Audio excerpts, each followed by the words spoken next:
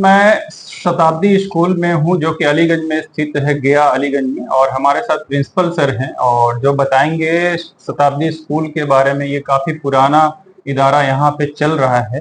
और मैं तो जानना चाहूंगा सर कि जो भी आपका ये स्कूल जो चल रहा है, कब से चल रहा है सर ये स्कूल? ये 2001 से 2001 से ये चल रहा है। तो अभी आप लोग बाकी स्कूलों से क्या अलग कर पा रहे हैं सर यहाँ पे? सबसे पहले तो ये जो है यहाँ पे को एजुकेशन नहीं है, हम लोग सेपरेट बॉयज और गर्ल्स का जो है वो एक इदारा रखे हैं इसको। ये कौन से क्लास तक है बॉयज और गर्ल्स? ये 6 से 10 तक हम लोग उनको सेपरेट 10 तक सेपरेट रहते हैं, यानी 1 to 5 तो को एजुकेशन है। और उसके बाद फिर 11-12 में फिर को एजुकेशन हो जाता है। लेकिन 6 से जो 10 जो क्लासेस हैं वो हम लोग सेपरेट बॉयज और सेपरेट गर्ल्स का अलग सेक्शन है। बिल्कुल, ये एक यूनिक चीज हो गया। इसके अलावा और क्या नया है सर यहाँ पे और बाकी स्कूलों से? बाकी और डिसिप्लिन पे हम लोग फोकस करते हैं। मतलब इसकी वजह से डिसिप्लिन जो मेंटेन रहता है कि सेपरेट बॉयज और गर्ल्स हैं।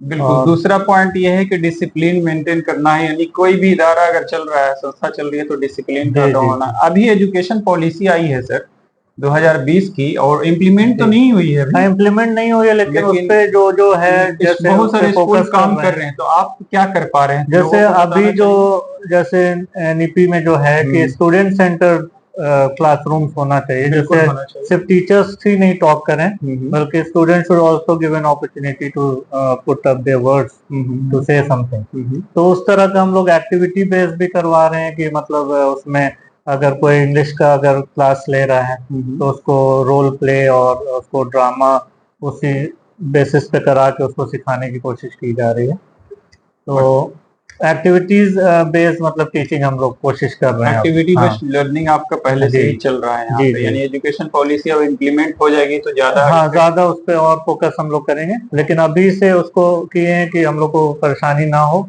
उसको अडेप्ट करने में।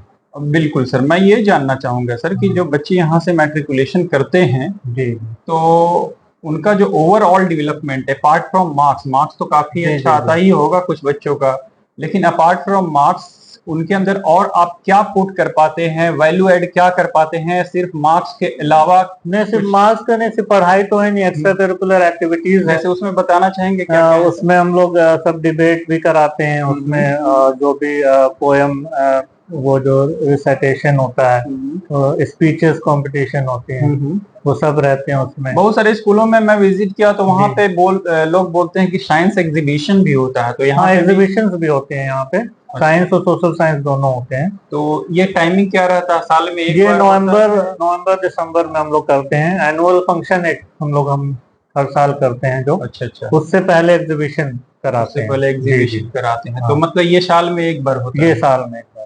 आप लोगों के यहाँ कुछ ऐसा भी है जो बच्चे टॉप कर जाते हैं, उन्हें कुछ सम्मानित करने का काम? हाँ, प्राइज मेडल उनके लिए रहता है, ट्रॉफी रहती है। अच्छा, अभी तक का जो रिजल्ट आया है सीबीएसई से सर, तो कोई ऐसा बच्चा जो सबसे ज्यादा नंबर लाया हो अभी? हाँ, अभी 12 का जो लास्ट ईयर था वो 96% हम लोग के स्कूल का गया है। 96%। तो यहाँ पे तीनों संकाय से पढ़ाई होती है, यानी स्ट्रीम जो तीनों स्ट्रीम? नहीं, तीनों स्ट्रीम नहीं है, सिर्फ साइंस का स्ट्रीम हम लोग। साइंस का स्ट्रीम आप लोगों ने रखा है। कोई बच्चा अगर आर्ट्स लेना चाहे तो फिर तो नहीं, आर्ट्स के लिए नहीं है। कॉमर्स में अगर कुछ ज्यादा बच्चे हो जाते हैं तो कॉमर्स भी था पहले यहाँ, लेकिन फिर कॉमर्स में कम स्टूडेंट्स थे तो हम लोग ने साइंस को ही रखा है, प्रेफर किया। बच्चों का क्या अप्रोच रहता है सर? जो छोटे बच्चे होते हैं बहुत सारी एक्टिविटीज से सीखते हैं, जैसा कि आपने जिक्र भी किया, लेकिन एक्टिविटीज के लिए बहुत सारे टूल्स होते हैं। तो छोटे बच्चों पे मैं बात छोटे बच्चे पे तो काफी फोकस हम लोग करते हैं। जैसे 1 to 5 में जो है, हाँ, तो वो टीचर्स जो है वो टीचिंग लर्निंग मटेरियल का यूज करती हैं। उसमें जो भी अगर पढ़ाना है तो उसका चार्ट बना लें, या कोई भी वैसा कोई चीज है तो उसको मतलब प्रैक्टिकल करके दिखाना, क्योंकि बच्चे जब देखते हैं तो जल्दी सीखते हैं। अगर सिर्फ हम उसको पढ़ा देंगे तो वो नहीं सीख पाएंगे। अच्छा। लर्निंग बाय डूइंग है ना, मतलब शुड बी प्रैक्टिकल। आप प्रैक्टिकल लर्निंग बच्चों को दे रही है ना। तो 1 to 5 में तो बहुत अच्छा मतलब कि बच्चों के लिए है भी वो चीज कि वो सब चीज अवेलेबल। जैसे वेजिटेबल्स के बारे में तो उसको दिखा रहे हैं, फ्रूट्स दिखा रहे हैं कि हाँ ये फ्रूट्स होता है।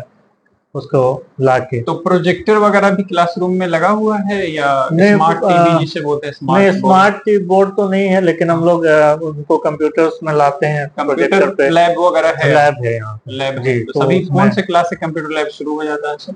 ऐसे तो कंप्यूटर्स हम लोग का 1 ही से शुरू हुआ है। अच्छा, 1 से ही 1 से ही है। तो सभी लैब मतलब दोनों चीज है, प्रैक्टिकल और थ्योरी।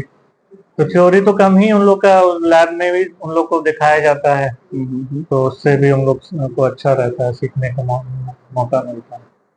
हाँ बिल्कुल, अच्छा सर, कुछ इन्फॉर्मेशन आपने अपने स्कूल के बारे में दिया, और जितने भी व्यूवर्स हैं उनको मैं बताना चाहूंगा कि अभी मैं शताब्दी स्कूल में बैठा हुआ हूँ और प्रिंसिपल सर के साथ, और काफी अच्छा लगा इनसे मिलकर। Thank you for giving your precious time sir. Thank you.